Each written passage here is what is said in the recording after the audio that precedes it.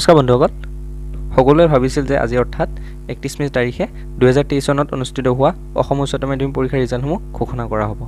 বহুতো জল্পনা কল্পনাৰ অন্ত পৰিব বুলি সকলোৱে ভাবিছিল, কিন্তু আজি ৰিজাল্ট নিদিলে। বহুতো ছাত্ৰ ছাত্ৰীয়ে কমেণ্ট কৰি কৈ আছে যে ৰিজাল্টসমূহ দাদা কেতিয়া দিব, কিয় দিয়া নাই, কিমান দেৰি হ'ব।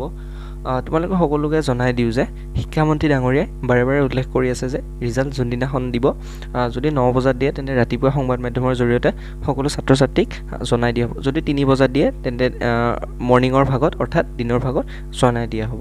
আৰু তেওঁ ডাইৰেক্ট স্পষ্টকৈ উল্লেখ কৰিছে যে হাই ছেকেণ্ডেৰী পৰীক্ষাৰ ৰিজাল্ট দিয়াৰ দিনাখনহে তাৰিখটো উল্লেখ কৰিব, মানে দিয়াৰ যোনদিনাখন দিব সেইদিনাখন ৰাতিপুৱাহে তোমালোকক সকলোৱে জনাই দিব। সকলোৱে নিশ্চয় ভাবি আছা যে 1 জুন অথবা 2 জুনত ফলাফলসমূহ প্ৰদান কৰা হ'ব।